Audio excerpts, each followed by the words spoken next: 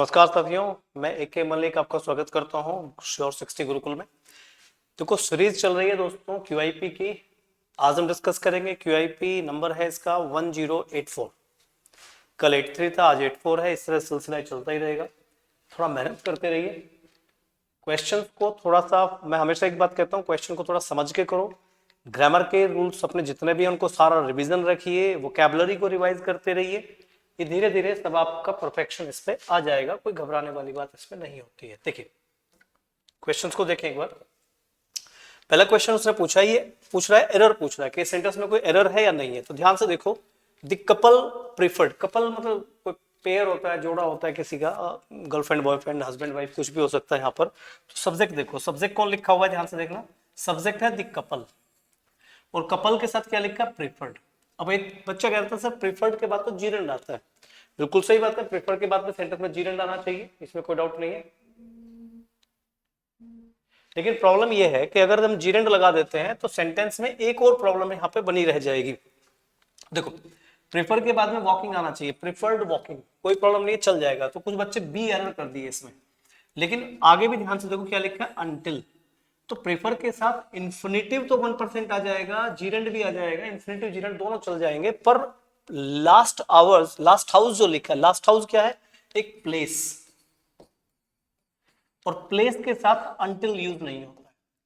ध्यान रखो, उसने क्या कहा, the couple prefer to walk. Couple ने प्रेफरेंस दिया चलने के लिए। कहां जाने के लिए, कि last house of the town, के शहर के या टाउन के आखिरी घर तक की सेंस आएगी। आखिरी घर तक उन्होंने पैदल जाने का निर्णय किया। अब घर तक पैदल जाना है तो तक की सेंस में अनटिल आता है। लेकिन इसका मतलब होता है जब तक की नहीं। बात वही होती है कि जब तक की आखिरी घर नहीं आ जाता या जब तक आखिरी घर आता है, एक ही बात होती है, अनटिल और टिल। ये कई बार बच्चे कंफ्यूज होते हैं, टिल और अनटिल में क्या फर्क है। भाई बहुत बड़ा फर्क नहीं होता है। टिल होता है जब तक, अनटिल होता है जब तक की नहीं। दोनों यूज हो जाते हैं एक ही सेंटेंस में। लेकिन ये दोनों ही वर्ड्स टाइम के लिए आते हैं, ना कि प्लेस के लिए। तो यहाँ पे टाइम नहीं है, प्लेस लिखा है, last house of the town. और प्लेस के लिए अनटिल यूज नहीं होता है। तो प्लेस के लिए क्या आना चाहिए, क्या कर सकते हैं, to the last house of the town. कि हाउस जो आखिरी घर है, जब तक कि वो नहीं आ जाता या वो आखिरी घर तक पैदल चलने का उन्होंने निर्णय किया, तो यहाँ पे टू अप्रोप्रिएट जाएगा। वॉकिंग करने की कोई बहुत बड़ा यहाँ पे मसला नहीं है कि वॉकिंग करना ही करना है, सिंपल यूज कर दीजिए, to the last house of the town. चलिए नेक्स्ट क्वेश्चन आइए। ये नरेशन का सेंटेंस है। नरेशन में हमेशा कहता हूं कि नरेशन को चेक करो एक बार ध्यान से। रिपोर्टिंग वर्ब है सेड टू मी, तो अंदाजा मत करो, क्वेश्चन को देखो। यहाँ क्या रोशन टोल्ड मी, यहाँ क्या रोशन वाज सेइंग। तो देखो, वाज सेइंग तो हमने बचपन से पढ़ रखा, नहीं होगा। सेड के बाद डायरेक्ट ऑब्जेक्ट नहीं आता, ये गलत होगा। संदीप मेड और the for his teacher said Roshan, ये उल्टा पलटा कर दिया, सेड रोशन, ये ऑप्शन जाएंगे ही नहीं। ये सिर्फ रिपोर्टिंग वर्ब से ही कंफर्म हो जाता है। बाकी अपना ध्यान से पढ़ के देख लो। यहाँ पे लिखा made, second form, past indefinite tense है। अगर ये सेंटेंस पास्ट है और वो पास्ट इंडेफिनिट है, तो पास्ट इंडेफिनिट किस में चेंज होगा, पास्ट परफेक्ट में। और पास्ट परफेक्ट देखो, यहाँ पे लिखा हैड मेड, यहाँ पास्ट परफेक्ट नहीं है, इसमें पास्ट परफेक्ट है, इसमें नहीं है। अब इन दोनों में चेक कर लो, ये है रोशन सेड संदीप, रोशन टोल्ड मी। भाई साहब टोल्ड मी है तो संदीप कहां से आ गया, तो ऑप्शन जाएगा ए। किसी भी तरह से कर लो, ये बहुत जल्दी होने वाले क्वेश्चंस होते हैं। क्लियर है, तो सबका ठीक होना चाहिए। नेक्स्ट आइए, क्या पूछ रहा है, वॉइस। वॉइस को भी बताता हूं। देखो यहाँ पे लिखा है are composed, is am are के साथ क्या लिखा है, थर्ड फॉर्म। जब सेंटेंस में is am are, was were, been being, ये ध्यान रखना क्या क्या है, is am are, was were, been और बीइंग। जो सेंटेंस में इनके बाद सेंटेंस में वर्ब की थर्ड फॉर्म आ जाए, तो ये वॉइस कौन सा होता है, पैसिव वॉइस होता है। ये पैसिव वॉइस है। हमें इसे क्या बनाना है, एक्टिव बनाना है। तो एक्टिव बनाने के लिए हमें इज़ेमार की तो जरूरत नहीं है, हमें प्रेजेंट टेंस में बनाना पड़ेगा। तो प्रेजेंट टेंस तो कभी चेंज होगा नहीं। तो देखो कंपोज्ड कर दिया, सेकंड फॉर्म लगा दी, नहीं हो सकता। कंपोज्ड हो सकता है, विल कंपोज, फ्यूचर नहीं हो सकता, ये दोनों हो सकते हैं। अब दोनों में से कौन सा अपने सेंटेंस के साथ देखो। यहाँ लिखा लवली ट्यून्स, तो चेंज जब करोगे लवली ट्यून्स ही रहेगा, ट्यून्स लवली नहीं होगा। तो बी भी गलत हो जाएगा, ऑप्शन जाएगा डी। तो जो भी लिखा है, डोमिनिका कंपोजेस लवली ट्यून्स, खत्म बात। नेक्स्ट आइए, सिनोनिम पूछ रहा है पैरामाउंट का। देखो पैरामाउंट जो होता है, ये किसी चीज की उत्कृष्ट या इसको हाईएस्ट चीज जो होती है उसे बोलते हैं। जो पिनेकल को पैरामाउंट कहा जाता है, चोटी को पैरामाउंट कहा जाता है, या जो श्रेष्ठता है, जो मुख्य है, मुख्य उसको पैरामाउंट कहा जाता है। तो इसका पूछना सिनोनिम, तो इंफीरियर नहीं हो सकता, बिग तो बड़ा होता है ये नहीं हो सकता, शॉर्ट नहीं हो सकता, प्राइम। प्राइम मतलब विशेष, विशिष्ट, प्राइम। तो पैरामाउंट का सिनोनिम क्या बनेगा? प्राइम। क्लियर? लेबर बड़ा आसान वर्ड है, लेबर। लेबर का मतलब होता है मजदूरी, और मजदूर क्या करता है? वर्क। यहाँ पे कई बार टॉयल भी पूछा उसमें, टॉयल तो वर्क आ सकता है। यहाँ पे सिंपल वर्ड है, चेक करना, डबल वेट रिलैक्सेशन तो सही नहीं होगा, तो लेबर का क्या जाएगा? वर्क। सिंपल वर्ड है लेबर, आसान होता है। अच्छा, इससे एक वर्ड बना है लेबोरियस। जब भी किसी वर्ड के लास्ट में OUS जुड़ेगा वो एक एडजेक्टिव बन जाता है। तो लेबोरियस का मतलब होता है मेहनती, और लेबर मतलब मजदूर, और मजदूर काम कैसा करता है? मेहनत का काम करता है, लेबोरियस। ये चेक करो, सेंटेंस रीऑर्डरिंग है। हमेशा सेंटेंस जब भी चेंज करें तो उसमें ऑप्शन जरूर चेक कर ले रीऑर्डरिंग में। देखो यहाँ पे सारे ऑप्शन आर से स्टार्ट है, सरदर्दी पालने की जरूरत ही नहीं है, तो आर से स्टार्ट हो गया। द रिसेंट पॉलिटिकल इंसिडेंट, जो हाल ही में पॉलिटिकल इंसिडेंट हुआ है, अब उसके बारे में एस जा रहा है, क्यू जा रहा है, या पी जा रहा है। अब देखो आगे लिखा है विल इनएविटेबली काउंट, एक लिखा अगेंस्ट द पीस प्रोसेस, एक लिखा बिटवीन द टू कंट्रीज। क्या चेक कर सकते हो? देखो यहां लिखा against the peace process, against the peace, तो इस वर्ड को किससे जोड़ेंगे वो चेक कर लीजिए। और इस सेंटेंस का द रिसेंट पॉलिटिकल इंसिडेंट, ये सब्जेक्ट हो गया, इसका वर्ब चाहिए। वर्ब कहां लिखा है? क्यू में, और आर के बाद क्यू किस में है? इसमें। तो आपने बनाया the recent political incident will inevitably count, तो ऑप्शन तो एक ही बन रहा है, फिर वो बनेगा ही नहीं। वो काउंट करेगा क्या? Against, against the peace process between the two countries. लेकिन यहां एक प्रॉब्लम है। अब एक चीज समझो, हम डायरेक्ट सब्जेक्ट जोड़ दिए तो बच्चे ने सोचा भाई साहब ये बन गया, हमारी तो बात खत्म हो गई। पर यहाँ एक प्रॉब्लम बन रही है, बिटवीन द टू कंट्रीज। देखो बहुत सारे स्टूडेंट्स इसी ऑप्शन करके आए इसमें, सी वाले को, उन्होंने सोचा the recent political incident will inevitably count. थोड़ा ध्यान दिया करो, इनएविटेबली काउंट के साथ क्या जोड़ दिया? Against the peace process. यहां तक तो बात सही है, लेकिन बिटवीन द टू कंट्रीज कैसे जोड़ोगे? तो देखो पॉलिटिकल इंसिडेंट जो हुआ है, जो हाल ही में पॉलिटिकल मुद्दा हुआ है, पॉलिटिकल इंसिडेंट हुआ है, कहां हुआ है वो? Between the two countries, between the two countries. तो यहां जो पॉइंट जाएगा, देखो ध्यान से, क्वेश्चन कहां गया भाई हमारा?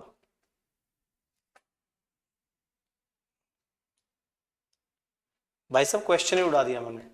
चलिए देखिए इसमें क्वेश्चन, स्लाइड डिलीट होगी भाई वो।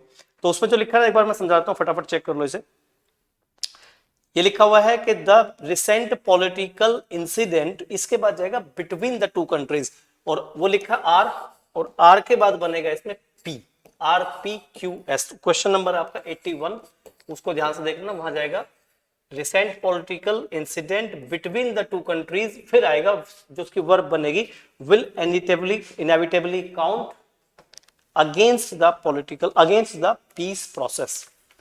तो ध्यान रखना ऑप्शन जाएगा RPQS, ये ऑप्शन नंबर है 4 आपका। चलो नेक्स्ट क्वेश्चन देखो 82। इसमें लिखा है rearrange the parts of sentence in correct order. इसमें भी देख लो, ये या तो P से स्टार्ट हो रहे हैं, या S से, या R से। Q से तो स्टार्ट ही नहीं हो रहा है। अब P लिखा और ब्रेव या बहादुर लोग, तो P से तो बना नहीं सकते हम लोग। S में लिखा है इट इज फिजिकली इम्पॉसिबल, और R में लिखा for a well educated and intellectual, R से भी नहीं जा सकता। शुरू तो कहीं से सब्जेक्टिव केस से करोगे ना, तो कहां से जाएगा? इट इज फिजिकली इम्पॉसिबल, एक ही ऑप्शन बनेगा, इट इज फिजिकली इम्पॉसिबल। अब उसके बाद क्या? For a well educated and intellectual, मतलब पढ़े लिखे और समझदार आदमी के लिए भौतिक तौर पे बड़ा मुश्किल काम है क्या? ठीक है ना। और आगे क्या है? पी, और एक बहादुर आदमी के लिए क्या मुश्किल काम है? टू मेक मनी, के वो पैसे को बना दे chief object of his thoughts, कि अपने थॉट का मेन मुद्दा वो पैसे को बना दे। ये किसी भी बहादुर और बहुत समझदार पढ़े लिखे आदमी के लिए बड़ा मुश्किल काम है, फिजिकली ऐसा पॉसिबल नहीं है, वो पैसे को ज्यादा तवज्जो नहीं देगा। अगला वर्ड देखिए नेक्स्ट, एप्रोप्रिएट वर्ड है, एंटोनिम पूछ रहा है इसका एप्रोप्रिएट कौन सा होगा? एंटाइस। एंटाइस का मतलब होता है लालच देना, ललचाना, प्रलोभन देना। तो बहुत सारी चीजें हैं जिनसे तुम लालच में आ जाते हो, जैसे किसी के 100 रुपए रखे हैं, तुम्हारा मन करेगा ऐसे उठा ले, वो वैसे चोरी का नहीं, मतलब कोई भी चीज जो तुम्हें चाहिए यार ये तो मुझे चाहिए, एंटाइसमेंट होता है, जिसका आकर्षण होता है, कोई चीज के लालच में फंस जाना, आकर्षण में फंस जाना। एक होता है आप उसका अपोजिट बोलते हैं, तो एल्यूर तो उसका सिनोनिम हो गया। एल्यूर क्या है? सिनोनिम है, इसका मतलब ये होता है प्रलोभन, लालच। इनवाइट भी लगभग इस तरह से, वो चीज आपको इनवाइट कर रही है, ये भी पॉसिबल नहीं होगा। फाइट, लड़ना होगा, ये भी नहीं होगा।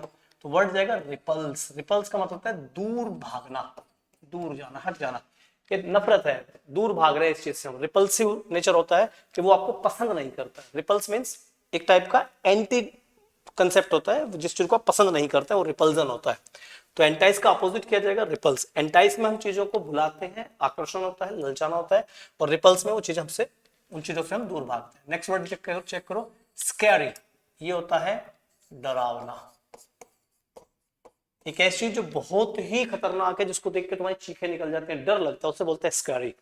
तो स्कैरी का क्या पूछ रहा है? एंटोनिम पूछ रहा है, अभी अपोजिट वर्ड पूछ रहा है। ब्राइट होती है चमक, कोई लेना देना तो है नहीं इन वर्ड्स का आपस में। लविंग होता है प्यारा।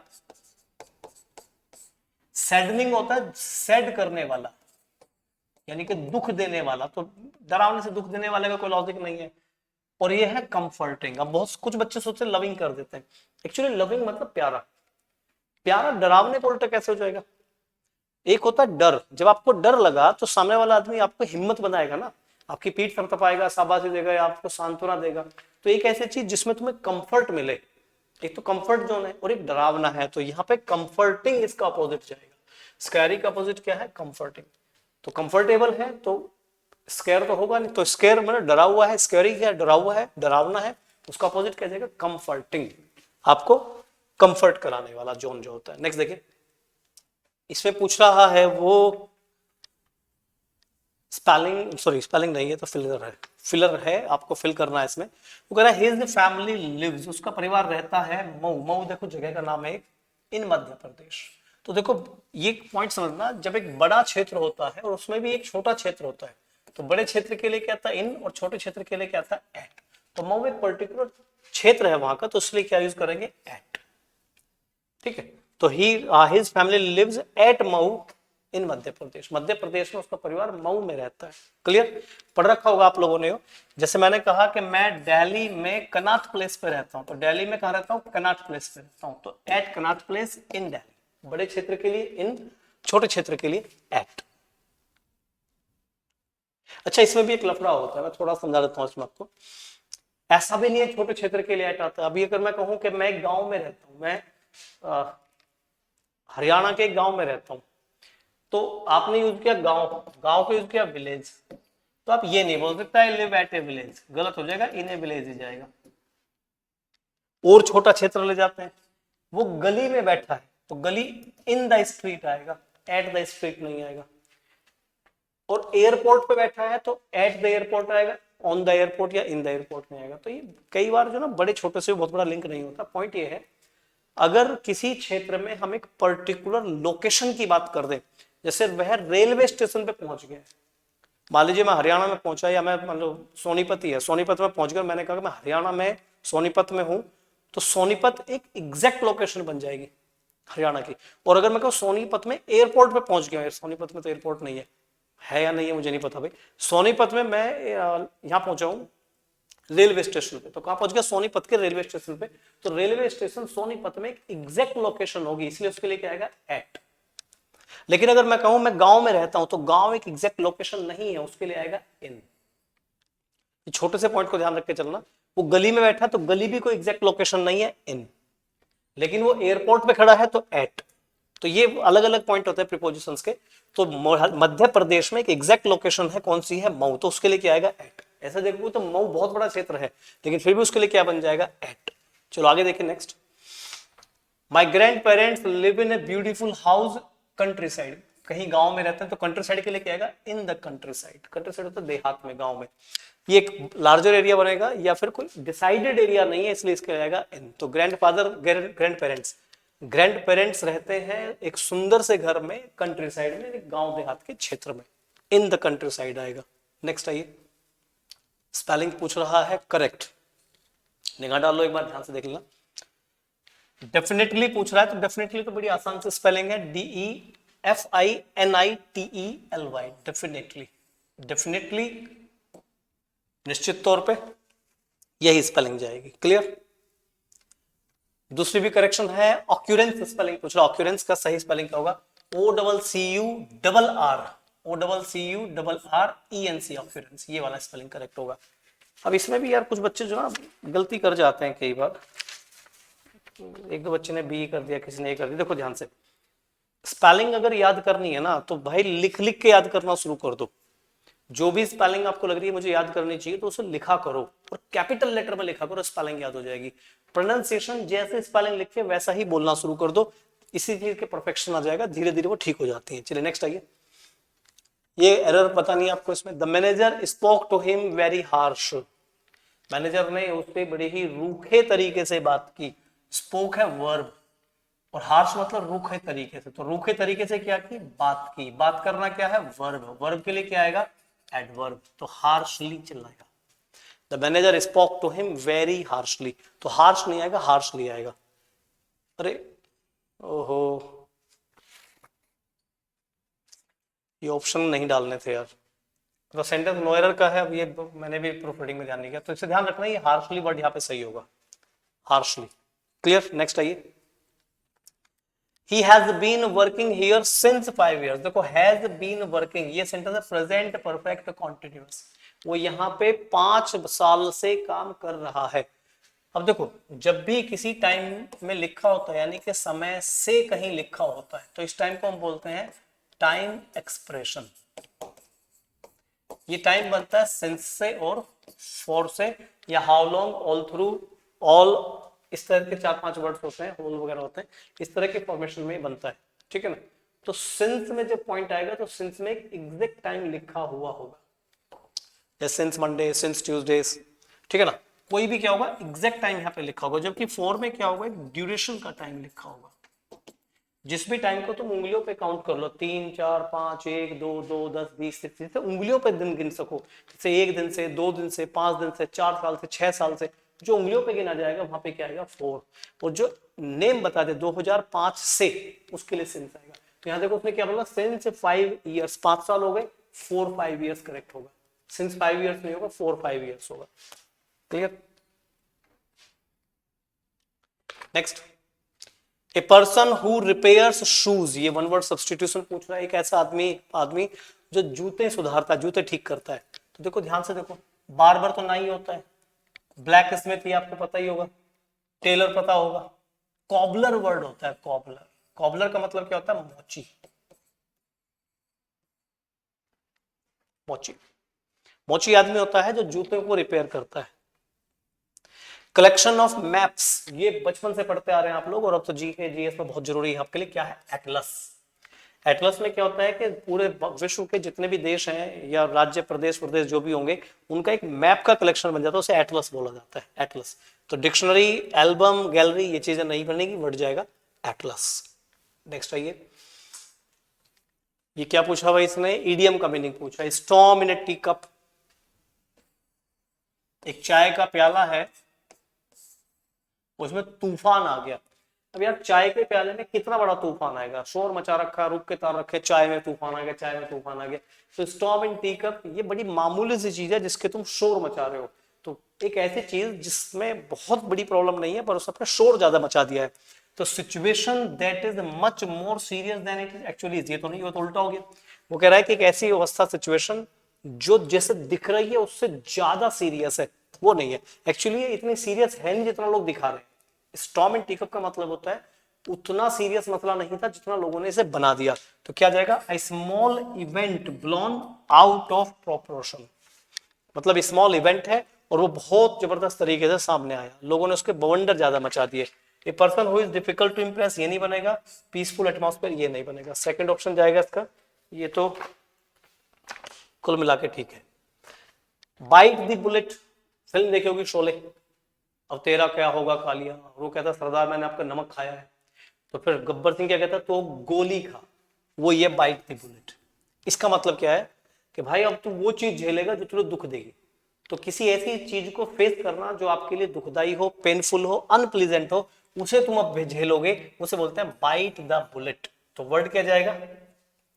To endure a painful and unpleasant situation, ये भी पॉसिबल है।